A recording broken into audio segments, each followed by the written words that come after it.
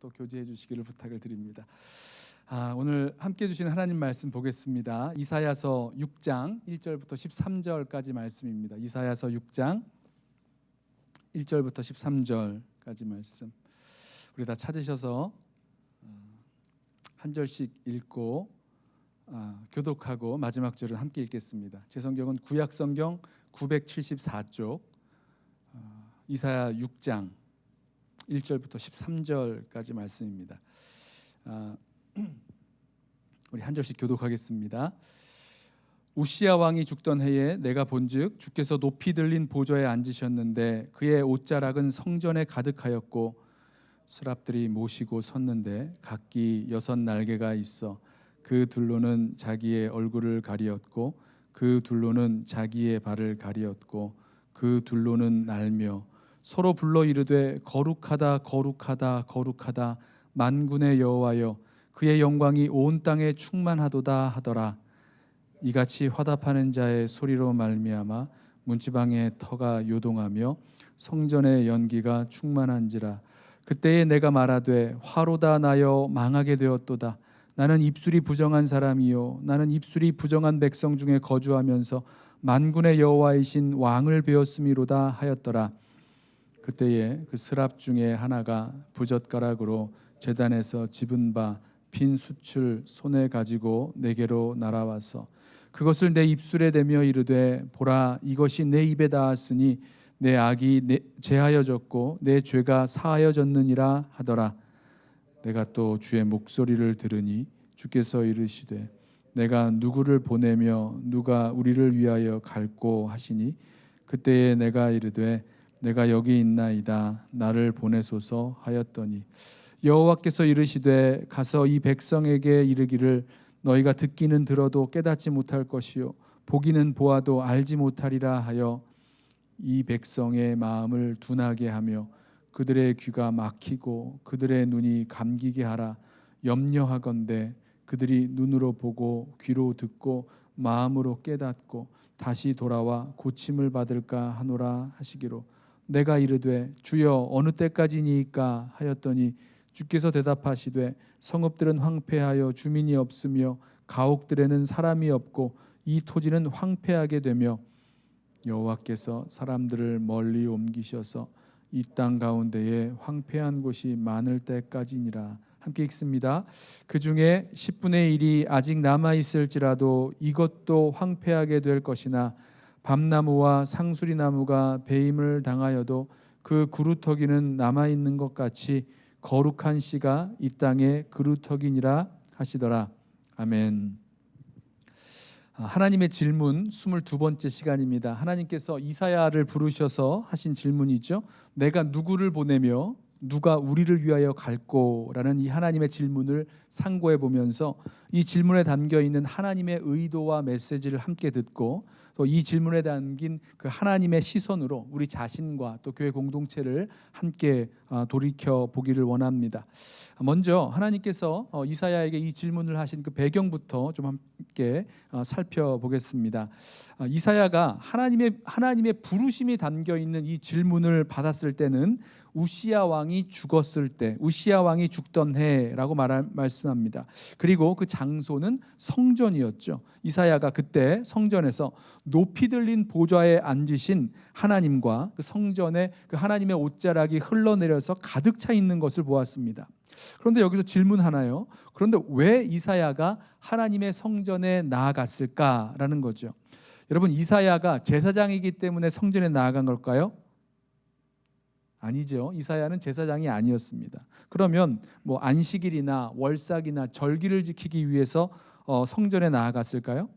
만약에 그랬다면요, 이사야 주위에 이사야뿐만 아니라 절기를 지키러 온 아니면 안식일에 나아온 그런 많은 사람들이 있었을 것입니다. 이사야가 이 성전으로 나아간 그 단서를요, 우시야 왕이 죽던 해에서 우리는 함께 찾아볼 수가 있습니다. 이 우시야 왕은 16살의 왕이 되어서 52년간이나 남유다를 다스린 왕입니다. 굉장히 오랫동안 다스렸죠. 다윗 이후에 남유다의 왕들 중에서 아주 훌륭한 왕으로 추앙을 받았던 왕입니다. 그래서 역대하 26장을 보면 우시야 왕의 행적을 이렇게 평가하고 있어요. 역대하 26장 4절과 5절입니다. 우시야가 그의 아버지 아마사의 모든 행위대로 여호와 보시기에 정직하게 행하며 하나님의 묵시를 밝히 하는 스가랴가 사는 날에 하나님을 찾았고 그가 여호와를 찾을 동안에는 하나님이 형통하게 하셨더라. 자, 우시야는요 하나님을 찾는 왕이었고 하나님은 우시야를 형통하게 하셨습니다. 우리가 성경을 다 읽진 않았지만 성경을 보면요 이 우시야가요 블레셋이나 암몬 같은 나라들을 굴복시켜서 조공도 받았고요, 또 애굽 변방까지 그 영향력을 확장했다라고 기록하고 있습니다. 유대 나라의 농사와 경제를 일으켜서 번성하게 하였고 정치가 안정되고 또 군사적으로 외교적으로 아주 강성한 나라를 이루게 한 왕이었습니다. 그런데 아시죠? 이 우시야 왕의 말년에 이르러서 그 풍요와 성공 속에서 교만해졌습니다. 우시야 왕이 이 제사장만 하기로 되어 있는 그 성전에서 분향하는 이 제단에서 분향하는 것을 자기가 하겠다고 나섰다가 그것을 이제 제사장이 말립니다. 그러니까 막 화를 내요. 그러다가 그만 나병에 들게 되죠. 역대하 26장 16절입니다. 그가 우시야 왕이죠. 그가 강성하여짐에 그의 마음이 교만하여 악을 행하여 그의 하나님 여호와께 범죄하되 곧 여호와의 성전에 들어가서 향단에 분향하려 한지라. 그러니까 하나님께 드리는 그 제사를 가볍게 생각하고 이 교만해진 우시야 왕이 그러니까 우시야 왕을 그 하나님께서 치신 거죠. 그래서 우시야는 나병에 걸려서 그 왕궁에 거하지 못하고 별궁에 이렇게 격리되어서 거하게 되었습니다. 이 유다 백성은요 비록 이 우시야 왕이 이렇게 격리되어 있는 그런 상황이었지만 그 나라를 부강하고 안전하게 만들었던 그런 왕이었으니까 내심 이 우시야 왕을 아주 의지하고 살았을 것입니다. 그런데 우시야 왕이 이 별궁에 격리되어 살다가 이제 죽을 즈음에 이제 아수르의 디글랏 빌레셀이 이렇게 새로운 강대국으로 부상하기 시작하면서 국제 정세가 아주 심상치 않게 돌아가는 겁니다. 아수르가요, 이 북쪽에서부터 남쪽으로 북이스라엘과 이 예루살렘을 향해서 남유다를 향해서 내려오고 있었던 그런 국제 정세의 상황이었어요. 성서학자들에 의하면요, 이사야는 아모스의 아들이라고 불리는데 이렇게 이사야를 부르는 이유는 이사야의 아버지 아모스가 굉장히 유명한 사람이다, 그러니까 권력이 있었던 그런 유명한 사람이었을 것이다라고 짐작을 하고 있고요. 또 이사야가 이제 성경을 보면 왕궁을 자유롭게 드나다니면서 이렇게 말씀을 전하는 것을 보면서 아마도 이사야는 왕족이나 아니면 귀족 출신일 것이다라고 추측을 하고 있습니다. 그러니 우시야 왕의 죽음과 함께 급변하는 고대 근동의 정세, 또 남유다가 맞게 되는 그런 위기의 상황들, 이 일에 대해서요 그 누구보다도 이 이사야가 잘 알고 있었을 것입니다. 뭐 이사야뿐만 아니라 많은 사람들이 그런 것을 알 수 있었겠죠. 오랫동안 나라를 안전하고 부강하게 이끌었던 우시야 왕의 죽음과 함께 시작된 혼란과 두려움 속에서 과연 우시야 왕이 죽고 나서 새 왕이 등극하기까지 국내외적으로는 어떤 일들이 벌어질 것인가, 새 왕은 어떻게 이 위기를 극복해 나갈 것인가, 아니면 이 위기 가운데 쓰러질 것인가, 위기 가운데 휩쓸려 갈 것인가 등등 여러 가지 두렵기도 하고 막막한 마음, 그럼 답답한 마음 가운데 이사야가 하나님 앞으로 나아가서 성전을 찾아 나아가서 하나님께 기도하였다, 이렇게 볼 수 있는 거죠. 자, 우시야 왕이 죽던 해에 성전에 나아간 이사야는 바로 거기서 왕이신 여호와 하나님을 만나 뵙게 됩니다. 자기가 그렇게 고백을 해요. 5절 말씀에 그때에 내가 말하되, 하나님을 본 후에 말하는 겁니다. 화로다 나여 망하게 되었도다. 나는 입술이 부정한 백성 중에 거주하면서 만군의 여호와이신 왕을 배웠음이로다 하였더라. 누굴 배웠다고요? 왕을 배웠다, 이렇게 고백을 합니다. 그러니까 이사야는요 우시야 왕의 죽음 때문에 일어난 그런 여러 상황들 속에서 성전을 찾아 나아가 성전에서 기도를 했는데, 분향을 하였는데 성전에서 왕이신 여호와 하나님을 만나게 됐다라는 것입니다. 이사야가 눈이 열리고 이 높이 들린 보좌에 앉으신 하나님을 보게 되었는데, 여러분 이 높은 보좌에 앉으신 하나님은 어떤 하나님이십니까?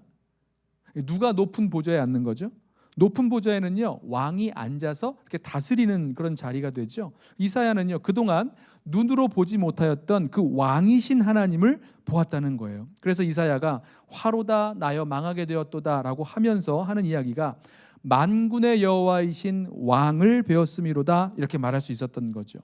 유다 나라의 왕이 죽으면서, 우시아죠, 왕이 죽으면서 앞으로 국가의 운명이 어떻게 될 것인지, 내 개인과 가정은 어떻게 될 것인지 막막하고 두렵고 답답한 상황 가운데 하나님 앞에 나아갔다가 하나님이 진정한 왕이시라는 것을 보게 된 거예요. 여러분, 저와 여러분도요, 우리를 두렵게 만들고 답답하게 만드는 그런 상황 가운데 빠져들어갈 때, 그때 우리가 하나님 앞에 나아가서 하나님을 찾게 되면, 그리고 하나님이 진정한 왕이신 것을 알게 되면, 그 하나님을 만나 보게 되면, 그때부터 우리를 짓누르고 있었던 우리의 걱정과 근심과 두려움, 답답한 마음들 다 사라지게 될 것입니다. 선하신 하나님, 나를 사랑하사 자기 아들을 죽기까지 내어주신 그 하나님께서 온 천하 만물, 개인의 생사화복과 국가의 흥망성쇠, 인간의 모든 역사를 다스리시는 진정한 왕이신 것을 알게 되고 보게 되어지는 순간, 그때부터 나를 누르고 있었던 모든 걱정과 근심, 두려움은요, 다 사라지게 될 것입니다. 그래서요, 우리가 예배하는 자리에 나와왔다가 우리 하나님 앞에 예배하다 보면 모든 걱정과 근심, 두려움이 다 사라져버리는 이유가 여기에 있는 거죠. 왕이신 하나님, 그 영광 중에 다스리시는 그 하나님을 예배 가운데 만나 뵙게 되고, 또 믿음으로 보게 되면서 우리를 누르고 있었던 두렵게 만드는 모든 것들이 다 사라져버리게 되는 것입니다. 이사야는 그 높이 들린 그 보좌에 앉으신 하나님을 뵈면서 그 주위에 하나님의 그 주위에서 6날개를 가진 스랍, 천사들이죠. 천사들이 거룩하다 거룩하다 만군의 여호와여, 그의 영광이 온 땅에 충만하도다 외치는 노랫소리를 들었습니다. 그러니까 하나님 거룩하심 때문에 이 6날개를 가진 천사들이 날아다니는데, 그 스랍들이 2날개로는 자기 얼굴을 가리고, 2날개로는 또 자기 발을 가리고, 나머지 2날개로만 날면서 거룩하다 거룩하다 거룩하다 하나님의 거룩하심을 찬양하고 있었습니다. 그러니까 하나님 거룩하시기 때문에 자신의 그 얼굴과 발 또한 가리고 있었다는 거죠. 그런데 여기서요, 말을 반복하고 있죠. 거룩하다 거룩하다 거룩하다.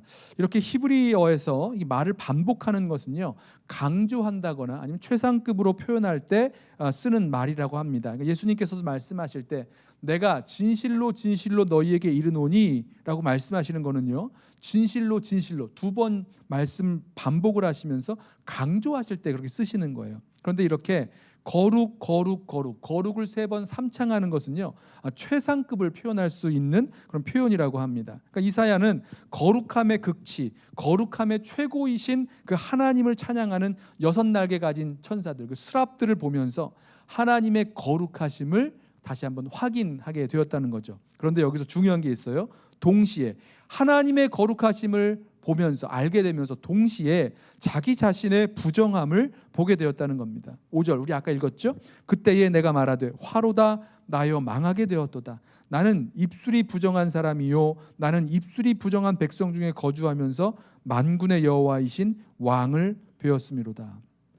자, 이사야가 자기 자신을 이렇게 부정한 사람이라고 볼 수 있었던 그 이유는 아주 참 당연한 이치죠. 여러분, 깨끗하게 빨아서 입은 그런 하얀색 옷에 더러운 것이 조금이라도 묻으면 금방 티가 납니다. 금방 보이는 거예요. 하지만 몇 달째 같은 옷을 오랫동안 입었다고 해보세요. 때가 많이 낀 옷이라면 더러운 게 묻어도 별로 티가 안 납니다. 뭐 더러운 게 또 묻었네 해도 그 겉이랑 다른 더러운 거랑 비슷하기 때문에 뭐 별로 이렇게 티가 안 나는 거예요.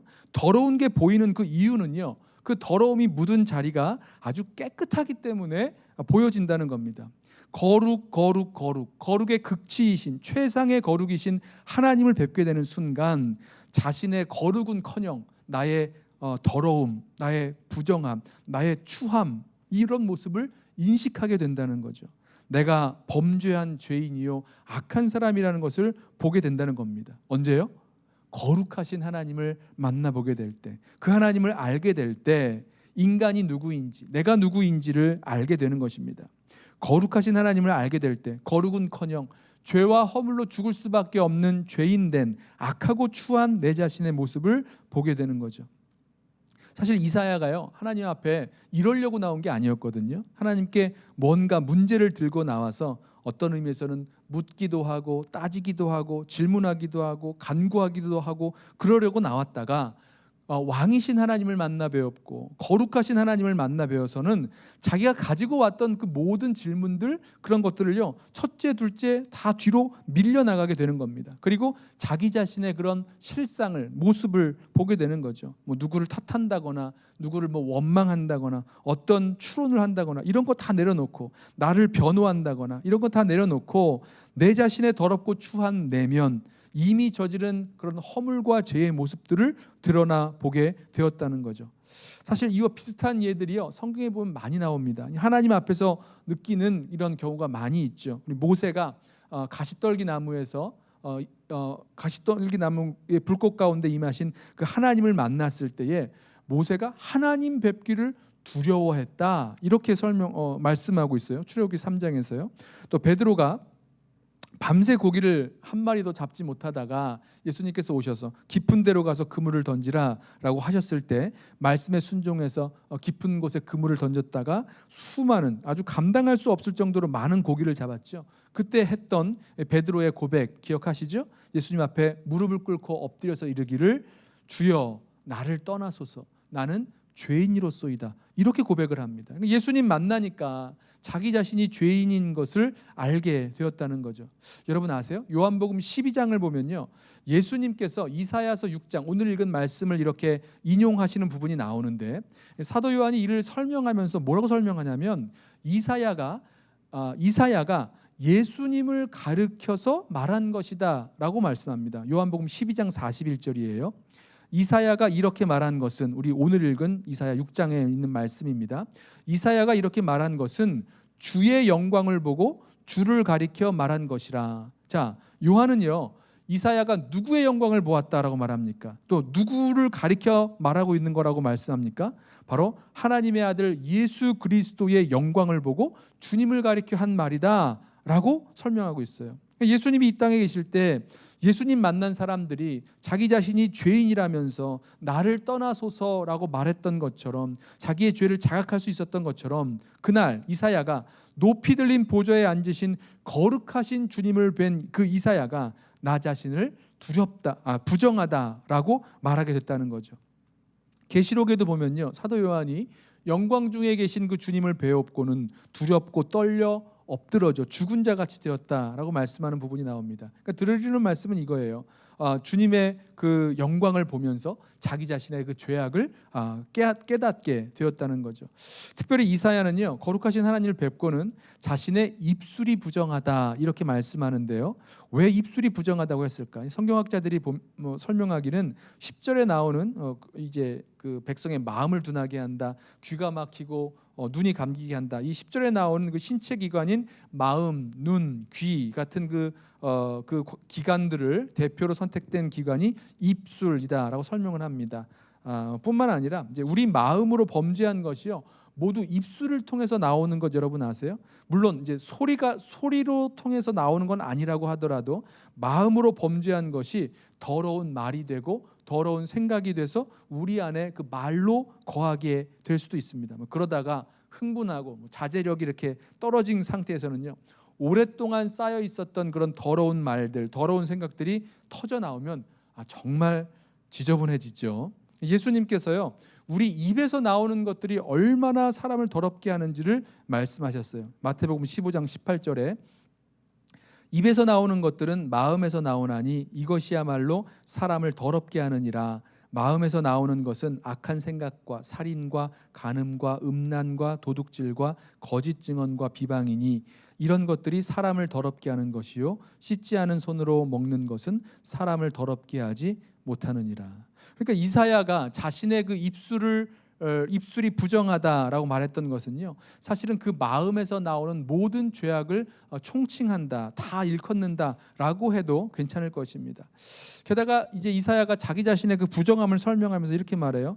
입술이 부정한 백성 중에 거한다. 그러니까 자기 자신의 입술만이 아니라 입술이 부정한 백성 중에 거주하기 때문에 자신도 부정하다라고 설명하는데, 이제 공동체적인 부정함을 설명합니다. 그러니까 율법을 보면요, 부정한 것에 접촉하면 접촉한 사람 또한 부정해지는 거잖아요. 그러니까 자신이 부정한 백성들 가운데 사는 것, 그들 가운데 살아가니까 자동적으로 나 또한 부정하게 되었다. 이렇게 볼 수도 있습니다. 그래서 이 뜻은요, 우리가 이 세상을 살아가는 것 자체가 죄악의 부정함을 피할 수가 없는 것을 보여준다라는 것도 우리가 알 수 있습니다.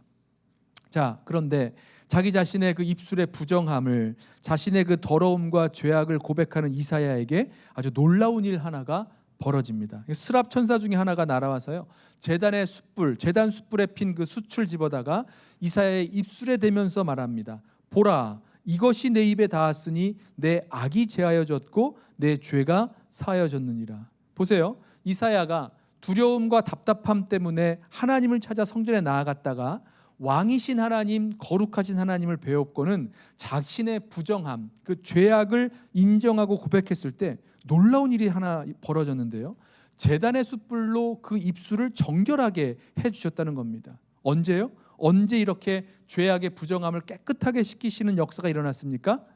하나님을 만나고 자기 자신의 죄악을 인정하고 고백할 때 그렇게 깨끗하게 하시는 역사가 일어났다는 거죠. 자신의 죄를 인정하고 회개할 때 일어나는 죄사함의 역사, 깨끗게 하시는 역사입니다. 내 악이 죄하여졌고 내 죄가 사하여졌느니라. 사도 요한도 같은 말을 했죠. 요한일서 1장 9절에 만일 우리가 우리 죄를 자백하면 그는 미쁘시고 의로우사 우리 죄를 사하시며 우리를 모든 불의에서 깨끗하게 하실 것이다. 똑같은 말씀이죠. 그러니까 우리 죄악을 하나님 앞에 자백하고 인정하면 우리 죄를 다 용서해 주시고 우리를 깨끗하게 씻겨 주신다라고 약속을 하고 계세요. 새로운 얘기가 아닌 거죠. 하나님 앞에서 자신의 부정함을 고백했던, 인정했던 이사야에게 정말로 일어났던 일이었습니다. 저는요, 우리 이 시대의 문제 중에 하나가 하나님 앞에서 이렇게 죄를 드러내고 인정하고 회개하고 고백하지 못하는 데에 문제가 있다라고 생각을 합니다. 그러니까 죄 가운데 살아가면서도 괜찮다고 이야기를 해줘요. 누군가를 통해서 아니면 말씀을 통해서 우리의 죄악을 지적하는 그런 말씀이 들리면 굉장히 싫어합니다. 화를 냅니다. 우리 그냥 일반적으로 죄인이죠 라고 이야기하는데요, 우리가 누가 누구를 가르쳐서 죄인이라고, 죄를 졌다고 지적하면요 굉장히 싫어합니다. 화를 냅니다. 그러니까 죄를 드러내기가 싫은 거죠.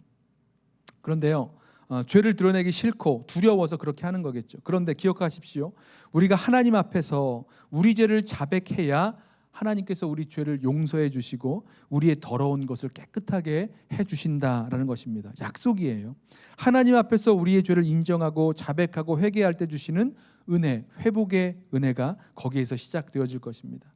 자, 이렇게 하나님의 거룩함을 보고 사죄의 은총을 받은 이후에 이사야 선지자는 하나님의 음성, 하나님의 질문을 듣습니다. 여기까지가 이제 서론이었어요. 서론이 좀 길죠. 8절에 내가 또 주의 목소리를 들으니 주께서 이르시되 내가 누구를 보내며 누가 우리를 위하여 갈꼬 하시니 그때에 내가 이르되 내가 여기 있나이다 나를 보내소서. 자, 이 하나님의 음성, 하나님의 질문은요, 엄밀하게 말하자면 이사야에게 그냥 직접적으로 하신 말씀이라기보다는 하늘의 그 어전 회의에서 나온 하나님의 음성을 이사야가 엿들은 것으로 볼 수 있습니다. 마치 욥기에 보면 이 하나님 보좌 앞에 모여서 이 하늘의 어전 회의가 열리죠. 그런 것처럼 그 속에서 나왔던 그 질문을 서로 이야기하고 묻는 그런 질문을 이사야가 듣고는 대답했다. 이렇게 설명할 수 있어요. 그런데 이렇게 된 건 역시 하나님의 섭리 아래 보여주신 거잖아요. 그런 의미에서 이사야 선지자에게 주신 말씀이라고 그대로 읽을 수 있습니다. 이사야 선지자는 이 하나님의 질문에 대답을 하죠. 내가 여기 있나이다 나를 보내소서. 담대하게 반응을 했습니다. 자, 하나님의 질문부터 좀 살펴보시죠.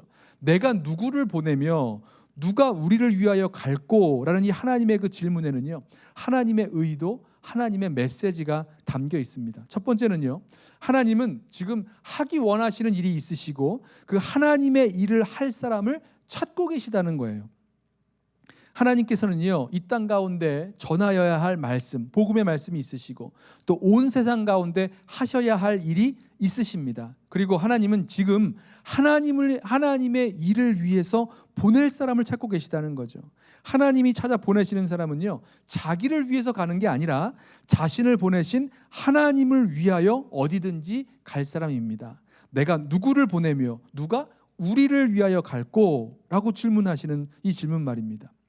그런데 저는 이 질문을 생각해 보면서 이 질문이 이미 이사야의 마음속에 있었던 질문과 비슷한 질문이 아닌가라는 생각을 해보게 됐어요. 아까 말씀드렸던 거 기억하세요?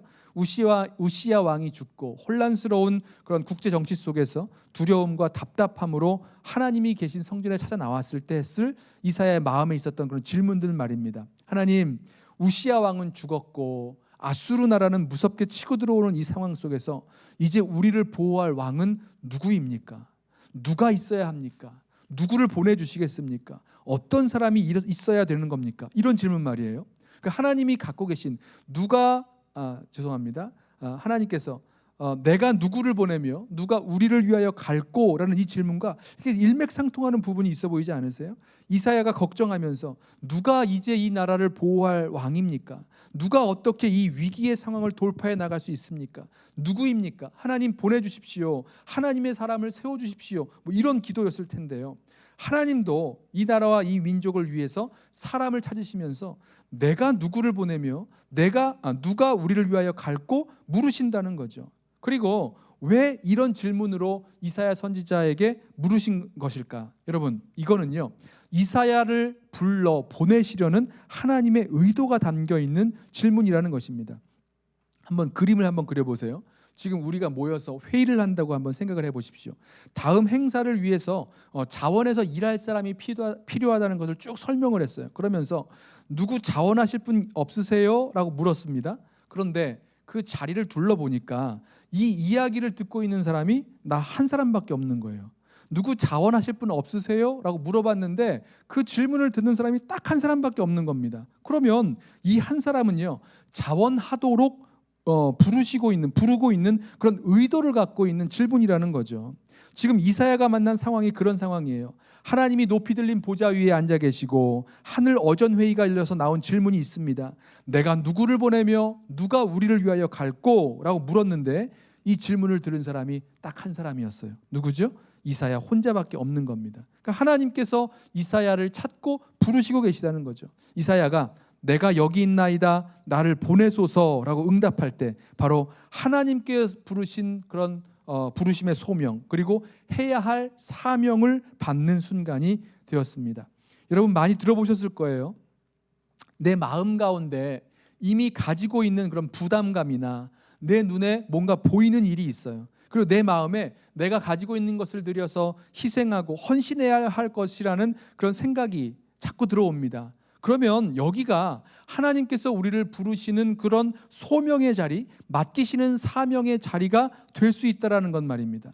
다른 사람보다 더 많이 가지고 있는 마음의 부담감, 남들은 잘 몰라요. 신경 쓰지 않아요. 그런데 이건 정말 이렇게 해야 될 것 같고 이렇게 만들어내야 될 것 같고 이건 이렇게 섬기고 싶고 등등 이런 부담감이 마음에 부어진다면 여러분 그런 마음의 부담감을 괜히 부어주시는 것이 아니라는 거죠. 이런 일을 해보는 것이 참 힘들고 어려울 줄 아는데도 마음에 하고 싶어요. 마음이 설렙니다. 뭔가 좀 기쁩니다. 그러면요 이런 마음들을 부어주셨다면 거기가 하나님께서 우리를 부르신 부르심의 자리, 우리에게 사명을 맡기시는 사명의 자리일 수 있다는 거예요. 때로는요 남보다 더 아파하고 더 슬퍼하고 더 안타까운 마음이 들 때도 있습니다. 자, 바로 그런 자리 또한 우리 개인과 공동체 전체에게 주신 특별한 사명일 수 있다라는 거죠. 그런 마음이 부어질 때마다 내가 누구를 보내며 누가 우리를 위하여 갈꼬라고 물으시는 하나님의 부르심이 담겨 있는 질문으로 우리 함께 좀 받기를 원합니다. 그래서 그 부르심의 음성이 들릴 때마다 주님 내가 여기 있나이다 나를 보내소서라고 담대하게 응답할 수 있는 저와 여러분 되시길 바랍니다. 앞으로 어떻게 될지는 다 몰라요. 하나님 부르시면 그 부르심에 응답하고 나아가면 하나님께서 앞으로 훈련도 시켜주시고요 필요한 것도 공급해 주시고 인도해 주시면서 책임져 주시고 나아가 주실 것입니다. 자, 두 번째로 내가 누구를 보내며 누가 우리를 위하여 갈꼬 물으시는 하나님의 질문에는요 하나님의 부르심에 자발적으로 헌신하는 사람을 찾으신다는 메시지가 담겨 있습니다. 하나님이 그냥 이사야를 부르셔서 이사야 네가 가라 가서 이렇게 전해라 이렇게 강압적으로 맡기실 수도 있는데 그렇게 하지 않으셨어요. 하나님은 내가 누구를 보내며 누가 우리를 위하여 갈꼬? 라고 이 하나님의 부르심이 담긴 질문을 던지셨습니다. 그래서 자발적으로 지원하여 응답하는 사람이 나오기를 원하셨다는 겁니다. 여러분 생각해 보세요. 우리 마음에 하나님께서 분명히 우리를 부르셔서 불러 보내셔서 맡기기 원하시는 뭔가가 보이고 내가 그걸 해야 되겠다, 내가 그 사람을 챙겨야 되겠다, 내가 이것을 드려야 되겠다, 이런 마음들이 아무리 있다고 해도 여러분 하나님이요 억지로 우리 것을 막 빼앗아 가신다거나 우리의 시간이나 기회나 재물을 억지로 그냥 가져가 버리시지 않으셨잖아요.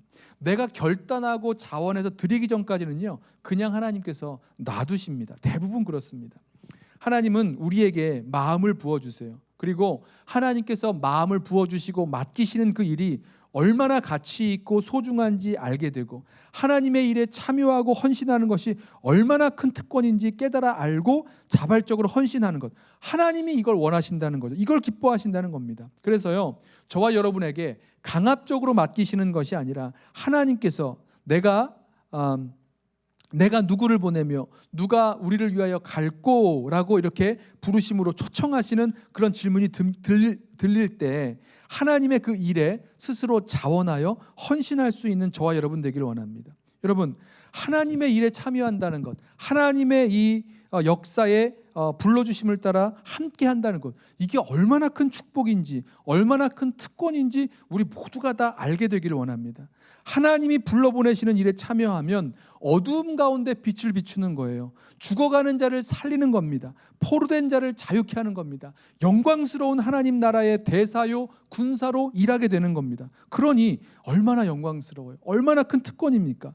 이걸 알게 되면 하나님의 부르심에 감동하고 자원하여 섬길 수 있게 되는 거죠. 주님, 내가 여기 있사오니 나를 보내소서, 이렇게 응답할 수 있다는 것입니다. 자, 마지막으로 이 하나님의 질문, 내가 누구를 보내며 누가 우리를 위하여 갈꼬라는 이 질문에는요 우리 각자에게 하나님의 부르심을 따라 일할 곳이 있다라는 사실입니다. 하나님은 누구를 보내며 누가 우리를 위하여 갈까 이렇게 물으시는데요, 하나님이 몰라서 물으시는 걸까요? 하나님이 사람이 없어서 물으시는 걸까요? 아니죠. 여기에는요 하나님의 마음에 맞는 사람, 하나님이 계획하신 그런 적임자가 있다는 것을 의미합니다. 그러니까 하나님이 준비시켜 놓으신 사람이라는 거죠. 자, 이 말을요 하나님께서 일 제일 잘할 사람, 일을 효과적으로 할 사람, 이런 사람을 찾는다 이렇게 생각하시면 오해입니다. 물론 그럴 수도 있어요. 그럴 수도 있겠지만 하나님은 그러시지 않을 때가 더 많은 것 같아요. 때로는 우리가 잘 못한다고 해도 효율이 좀 떨어지는 사람이라고 해도 하나님께서 우리를 불러서 그 자리에 세우시기를 원하시죠. 우리를 훈련시키기 위해서이기도 하고요. 또 함께 동역하며 배우기를 원하시기 때문이기도 합니다. 그 자리로 부르시는 거죠. 여러분 이사야가 이제 해야 될 사역을 좀 생각을 해보세요. 가서 하나님 말씀을 전하면 어떻게 되냐면 그 말씀을 전해도 알지 못하고 깨닫지 못한다, 이걸 선포하는 겁니다. 이해가 안 되죠? 어떤 의미에서는 선지자가 선포하는 선포치고는요 이율배반적인 선포 같습니다. 9절 말씀 보세요. 너희가 듣기는 들어도 깨닫지 못할 것이요 보기는 보아도 알지 못하리라 하여 이 백성의 마음을 둔하게 하며 그들의 귀가 막히고 그들의 눈이 감기게 하라. 염려하건대 그들이 눈으로 보고 귀로 듣고 마음으로 깨닫고 다시 돌아와 고침을 받을까 하노라. 자, 이 범죄한 이스라엘과 유다를 향한 이 하나님의 심판은 결정이 되었어요. 이스라엘은요 끝까지 회개하여 하나님께 돌아오지 않을 것입니다. 거부할 거예요. 그래서 하나님은 이를 아시고 선지자를 통해서 이 돌이키지 않을 하나님의 이 강경한 심판을 선포하게 하십니다. 여러분 이런 말씀을 누가 잘 전하고 못 전하고 이럴 게 있겠습니까? 그렇지 않다는 거죠. 드리려는 말씀은 이거예요.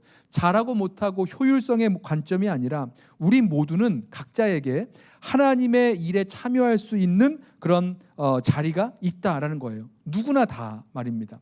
바울이 로마서를 쓰면서 한 몸에 많은 지체가 있다라고 말씀하면서 각 지체가 가진 그 기능이 다르다라고 설명하죠. 그러니까 한 몸에 연결되어 있는 각 지체다라고 말합니다. 여러분 로마서 12장 말씀이에요. 12장 4절부터 말씀.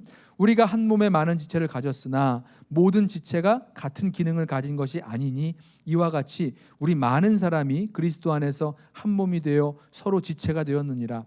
우리에게 주신 은혜대로 받은 은사가 각각 다르니 혹 예언이면 믿음의 분수대로, 혹 섬기는 일이면 섬기는 일로, 혹 가르치는 자면 가르치는 일로, 혹 위로하는 자면 위로하는 일로, 구제하는 자는 성실함으로, 다스리는 자는 부지런함으로, 긍휼을 베푸는 자는 즐거움으로 할 것이니라.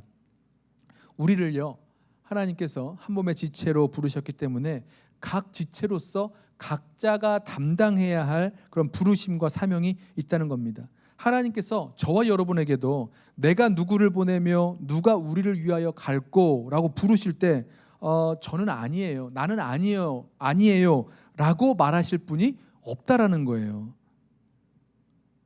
무슨 말씀인지 아시겠어요? 저와 여러분들을 부르셔서 맡겨주실 그 사명의 자리, 그 소명의 자리가 반드시 다 있다라는 것입니다. 자, 말씀을 좀 정리하겠습니다. 오늘 시간이 좀 늦었는데요. 내가 누구를 보내며 누가 우리를 위하여 갈꼬 물으시는 게 하나님의 질문은요, 하나님의 부르심, 소명의 부르심이 담겨 있는 질문이었습니다. 하나님은 지금도 하나님의 일을 위하여 자원하여 헌신할 사람을 부르시고 찾고 계십니다. 우리 마음 가운데는요, 때로는 부담감으로, 때로는 아픔으로, 때로는 간절한 소원과 열망으로 담겨 있을 하나님이 주신 마음이 있어요. 하나님이 우리를 불러주시는 소명으로 이것이 변화되어야 될 것입니다. 그리고 그 부르심에 헌신하게 될 수 있는 저와 여러분 되기를 원합니다. 자원하여 헌신하게 되는 저와 여러분 되기를 원합니다. 여기에는 예외가 없습니다. 우리 모두 다 한 사람도 예외 없이 주님의 부르심이 있다는 거죠. 주님의 부르심이 얼마나 영광스럽고 가치 있는지 우리를 불러보내시는 그 자리로 나아가서 주님, 내가 여기 있나이다, 나를 보내소서, 이렇게 자발적으로 헌신하며 응답할 수 있는 저와 여러분 되시기를 주님의 이름으로 부탁하며 축원합니다. 자, 우리 함께 찬양하고 우리 오늘 주신 말씀을 붙들고 기도하겠는데요. 아버지 당신의 마음이 있는 곳에 우리 함께 찬양하고 오늘 말씀